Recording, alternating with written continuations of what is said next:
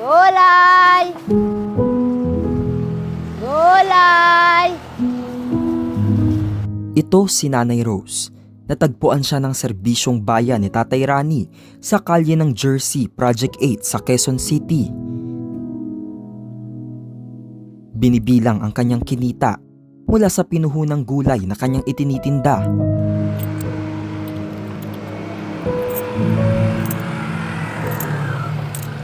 Sa kanyang paglalako, ang karitong ito ang kasangga, tulak ang mga gulay na kanyang panghanap buhay. Mga pinamili ko kanina sa Balintawak.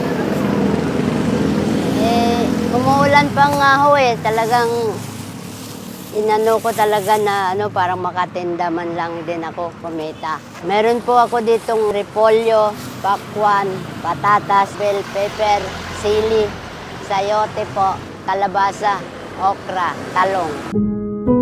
Sa mga oras na ito, 2:00 na ng hapon, pero patuloy pa rin nag-iikot si Nanay Rose.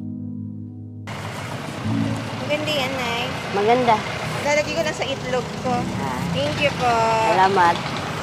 Naghahabol kumita bago bumagsak muli ang ulan para makabenta lang ng kahit kaunti.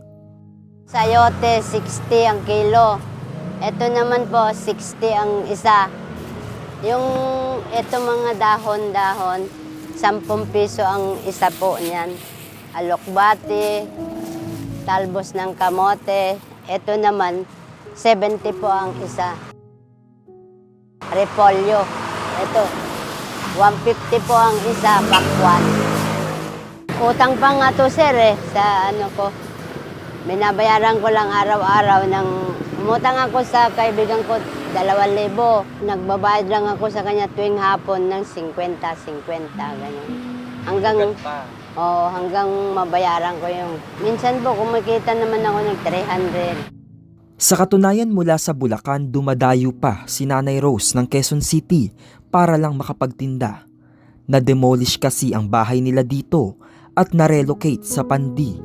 Pero kwento niya, mahirap ang buhay doon, kaya kinakailangan niyang bumalik dito at makitira sa kanilang kamag-anak para makapaghanap buhay. Mahirap nga sir, kaya bumalik ako nagtitinda ulit May buhay naman doon, kaso lang, yung mga lalaki lang ang nagtatrabaho lang sila ng construction. Nagtitinda nga rin kami doon pero hindi malakas. Minsan wala kaming bigas. Wala naman nagpapautang sa amin. Maski 5-6 sana, ganun. Kaya kailangan na umayod kami. May tubig na doon. May ilaw na rin doon. Kaya lang, kulang lang sa hanap buhay. Kinakapos kami minsan, sir. Kaya napilitan ako na nagpunta rito. Ang siste nagpapadala lang ng pera si Nanay Rose sa kanyang mga anak sa Pandi tuwing may kita. Nawalay man daw sa mga anak, pero ito daw ang realidad. Kita mula sa mga kamay ni Nanay Rose ang kanyang sakripisyo para lang makapaghanap buhay. Minsan nga sir, matumal. Pero okay lang, basta may pang-araw-araw lang. Pagkano. Medyo malakas-lakas konti ang kita. Pinapadalaan ko lang sila.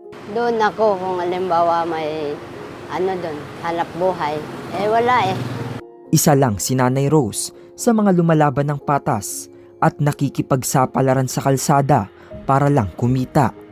Dahil sa kanyang pagsisikap, nagpaabot ang serbisyong bayan ni Tatay Rani ng 1,000 piso para pandagdag sa kanyang puhunan. Maraming salamat po sa binigay niyo sa akin na pangdagdag ko sa negosyo po, Tatay Rani. Maraming salamat po.